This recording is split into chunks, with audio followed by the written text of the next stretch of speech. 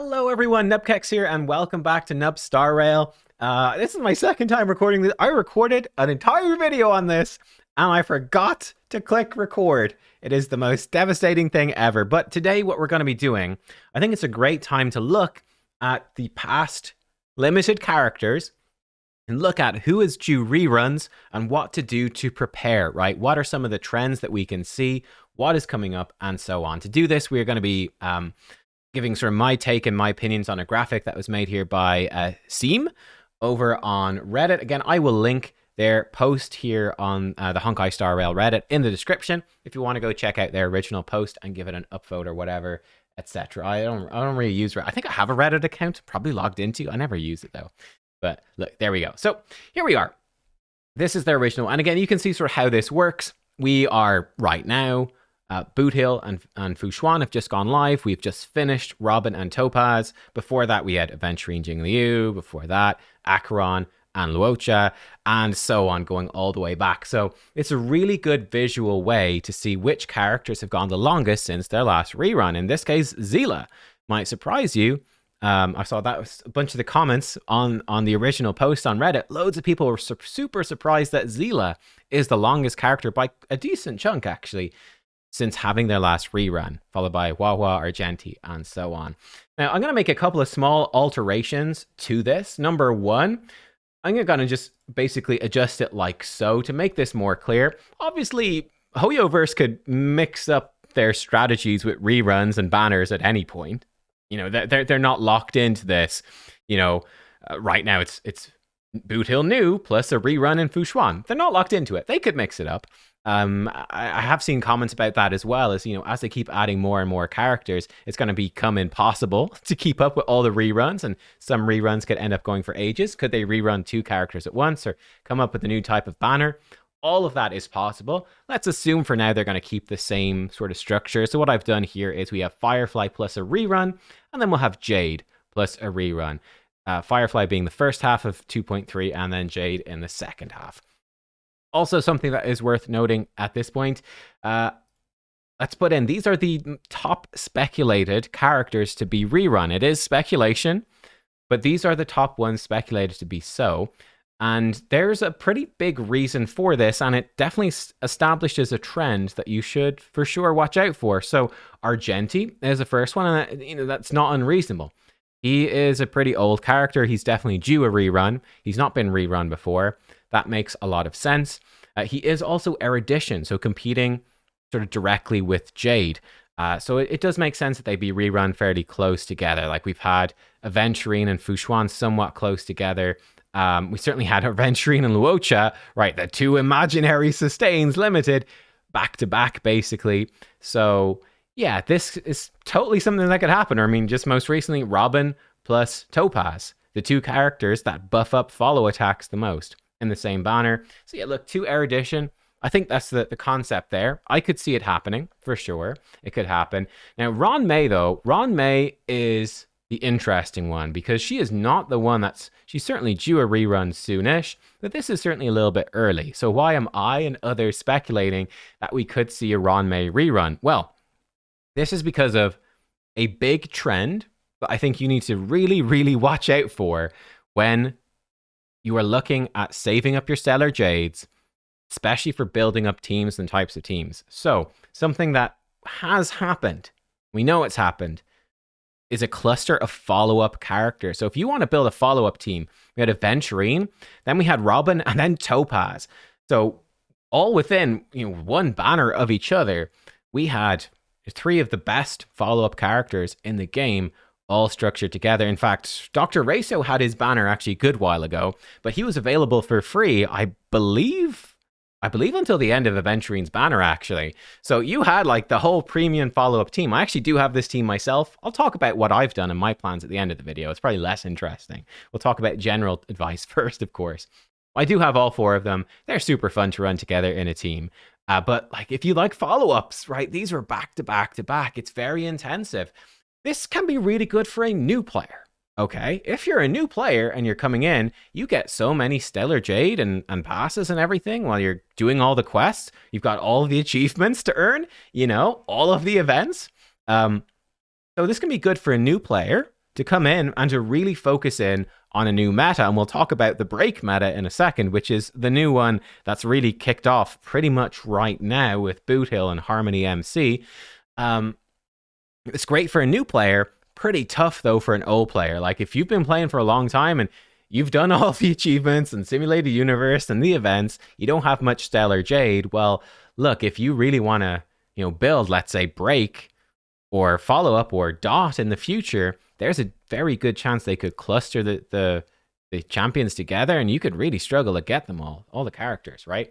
Let's touch on Break then. So with Break, they're not on this list because they're a 5-star, I suppose, technically, but they're not a limited one, which is Harmony MC, the imaginary trailblazer, who gives access to super break damage. So that's big with Break. Boot Hill is a break DPS. He needs to break enemies to do his thing.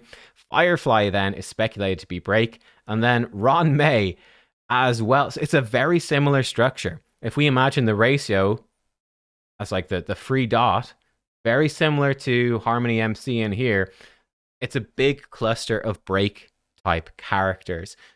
Why would they do this? Again, it makes sense. New players can build a fantastic team, but for existing players that are low on Jades, you might have to whip out the credit card. And it makes a lot of sense from their perspective, right? It makes a heck of a lot of sense. That's a very big reason to speculate Ron May is here. Why?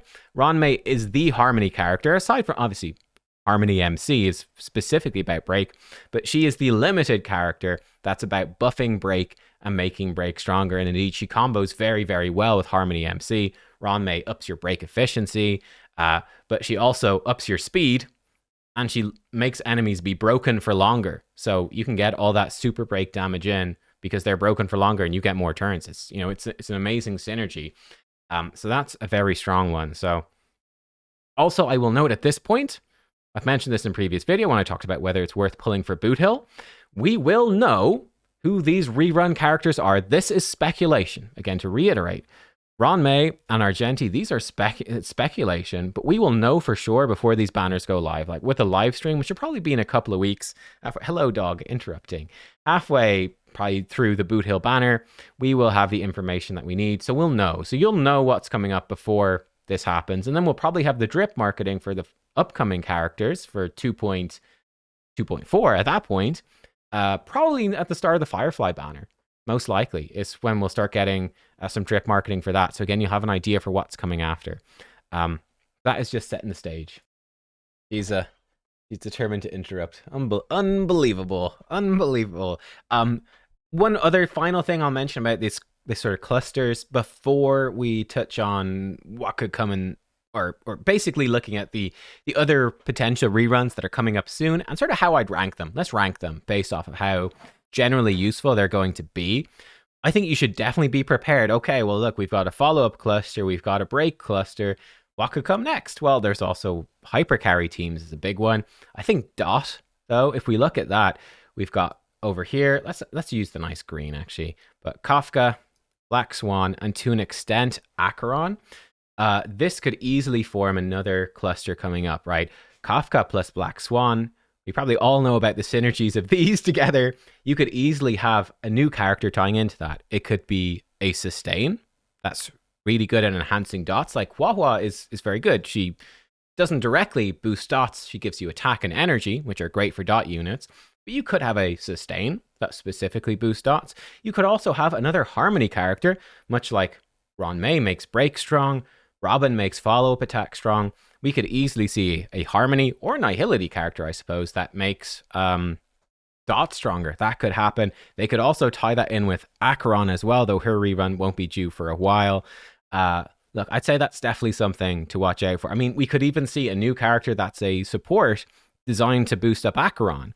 She doesn't really have a dedicated support. Like, yeah, Pela is really good with her, and Silverwolf's good with her, but we could totally see that, like a Silverwolf rerun with somebody that's good for Acheron, and then we could have Kafka Black Swan similarly so. So for people who like Nihility, that stuff could be all clustered similarly close together as well.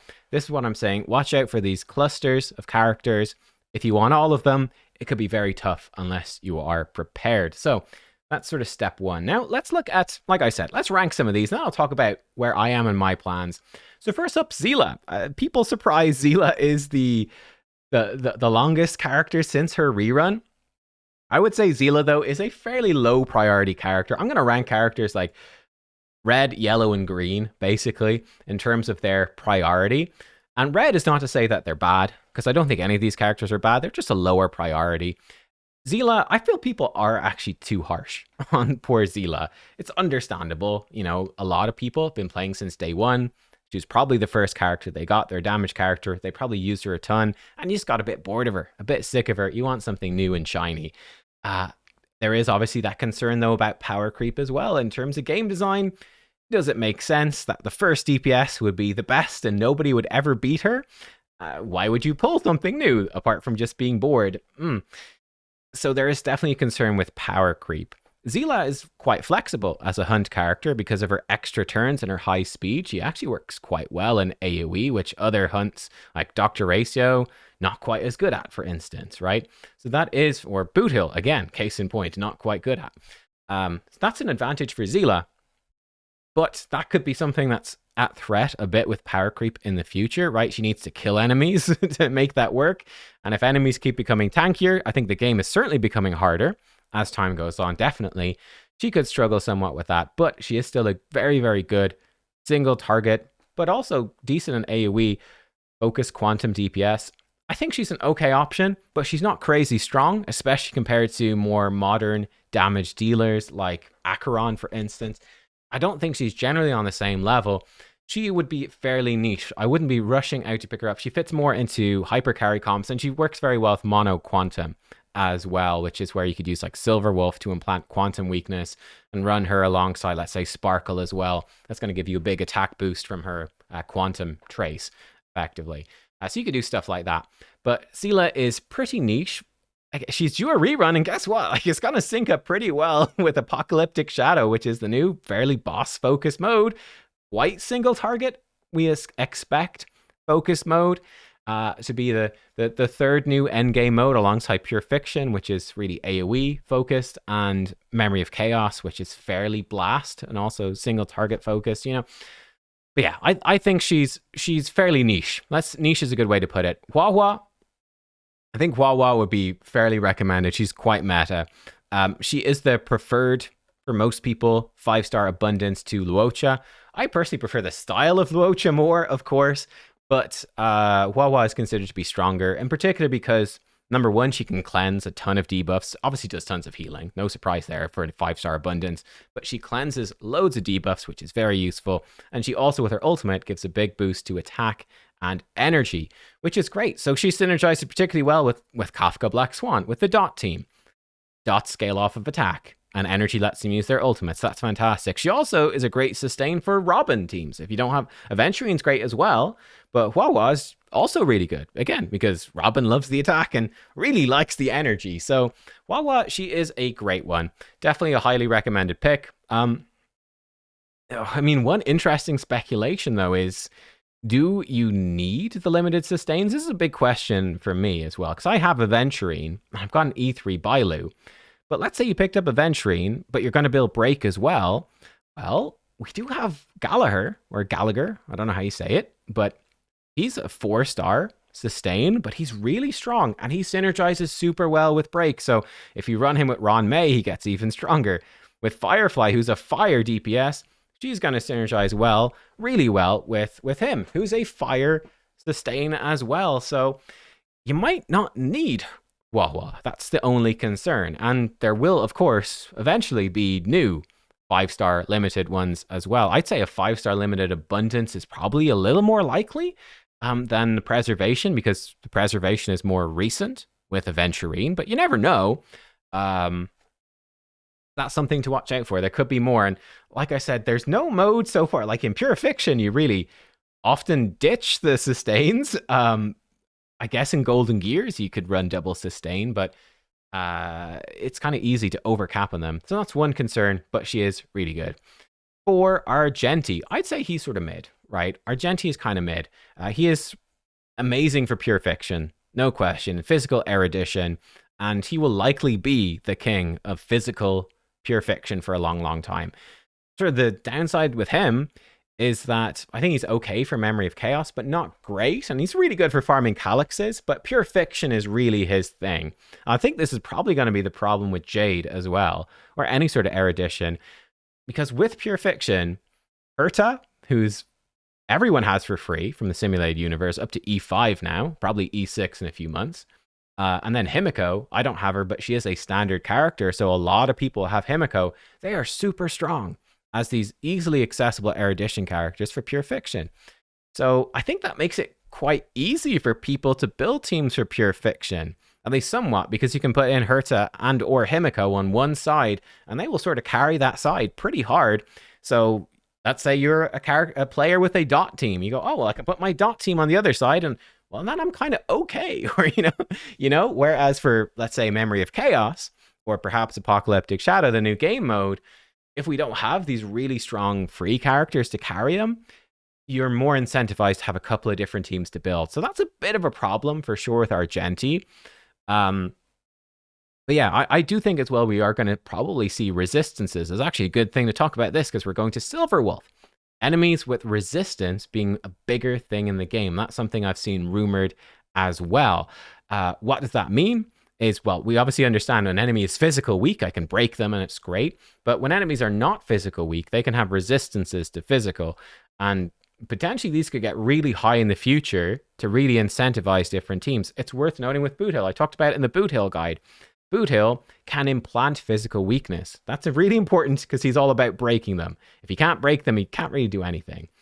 But doesn't mean that he removes the physical resistance. So yeah, he might be able to break them, but he still might have fairly low damage if you're fighting an enemy that's really high physical resistance. And that's going to be something to bear in mind in the future. Like if we got more break DPS that are, like you sort of expect actually that the break DPS will implant weaknesses, but they're not going to help you overcome the resistances. And that's a crucial difference. We come to Silverwolf. I would say she's sort of mid as well, but Silverwolf, her famous thing is implanting weaknesses. Now, at the same time, she can debuff their resistances. It doesn't remove it entirely, but it does help.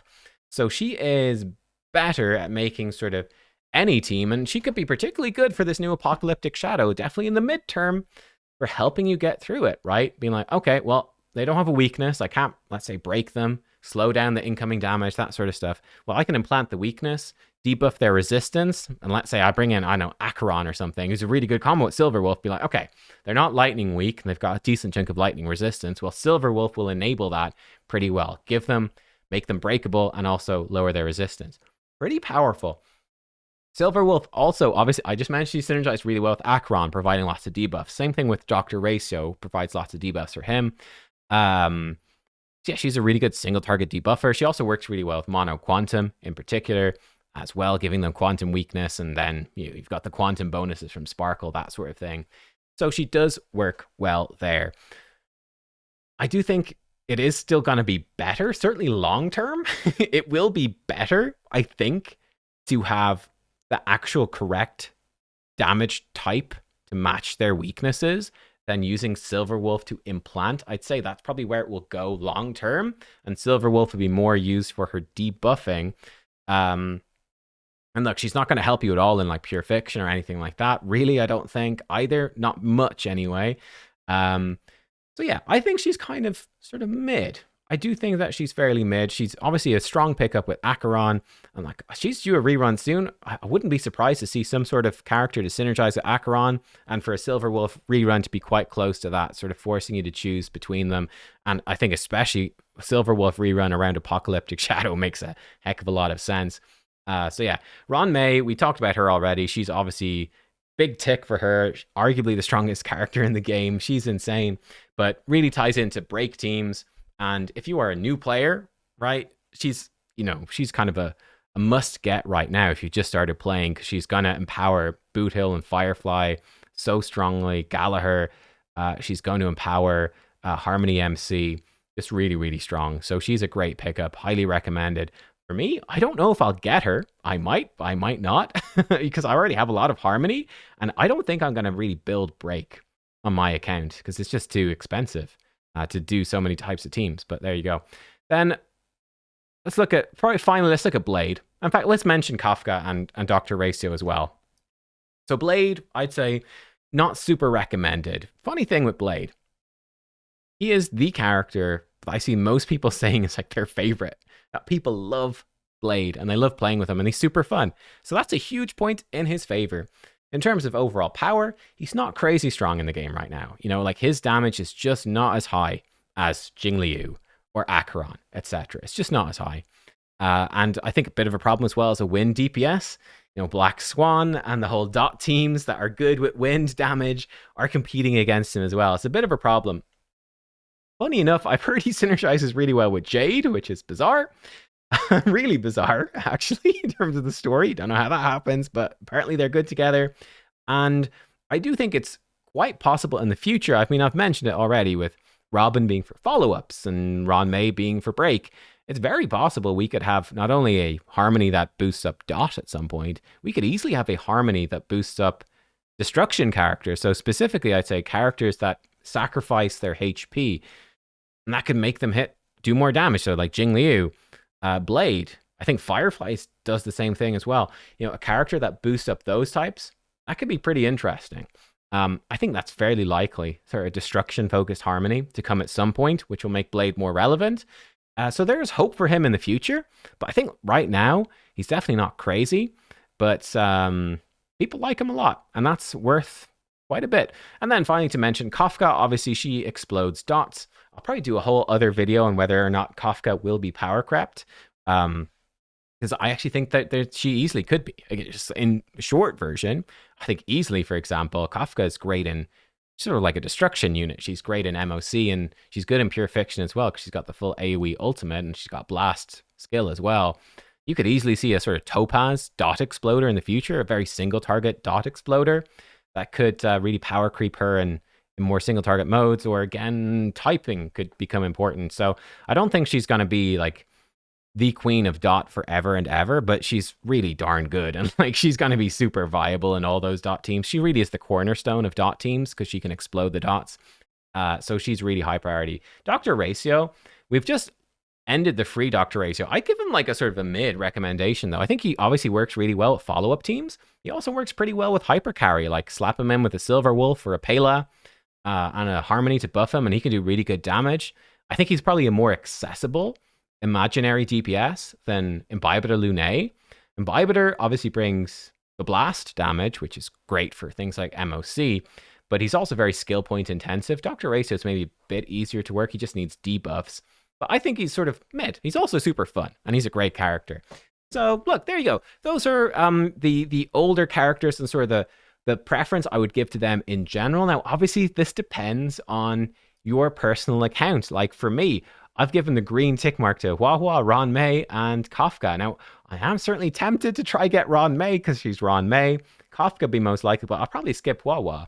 And I'd also be kind of tempted to get Blade, even though I'm giving him a red mark in terms of power. I really like the character. So even if he's not a smart choice, he might be a fun choice. For me, the characters I have, I started sometime during Black Swan, like halfway through. So I have Black Swan. I skipped Lune because I had Dr. Ratio for free. I got Sparkle and Jing Yuan for fun. I skipped Acheron. Obviously, Acheron is stronger than Jing Yuan in general, but I don't really like Acheron. I find it kind of boring. Jing Yuan is kind of fun. Skipped Luocha, got Aventurine instead. Skipped Jing Liu, and then I got Robin and Topaz. Then looking forwards, I'm almost definitely skipping Boot Hill and Fushuan. Skipping Firefly again. Don't like her. It's kind of a bummer. I need a really OP damage dealer that I like. I've heard Firefly is crazy OP, and obviously Acheron. I don't like them though. So I need a Blade type character that's super OP, so I can be like, yeah, get an OP DPS. That would be nice. Yeah, I like maybe Ron May or maybe Jade. If they are run super close together, Jade, opens up pure fiction. I don't have a Himiko, but I might get her eventually. Might not though. But Jade could be fun. IPC, you can see I do like the IPC, so that could work well. We'll see. So that's a maybe. Ron May is Ron May then. So she's just generally so strong and would open up break stuff in the future. But that's where I'm at. And I think actually interesting, there's a bit of a pattern as well, where it's like 1, skip, and then 2. Then I skipped a whole patch. not a whole patch, but half a patch. Then I got 1, skip, then 2. So yeah, I mean, look, if I skipped these 2, I could get maybe 1 of these, skip, and then get 2. I don't know, maybe. We'll see, we'll see. I will, of course, run out of Stellar Jade, though, because I'm a new player, right? Started just around 3-ish months ago. So I've had all the achievements and simulated universe and stuff to all the quests to scour for Stellar Jade, and that's all going to run out. And that's sort of the point of this as well, is looking at these clusters and figuring it out and trying to do what is right for your account. Hopefully this is helpful. Hopefully it's interesting, but let me know what you think about these reruns. What do you expect to be coming up soon and what you are saving for? Like I said, I do think this sort of cluster idea is important. We've had a cluster of follow-up attack. We're now going into a break cluster. I think we will be due probably to get some sort of damage over time nihility cluster in the next couple of months for sure. And yeah, we will see. So thanks for watching, everyone. I'll see you all next time. Goodbye.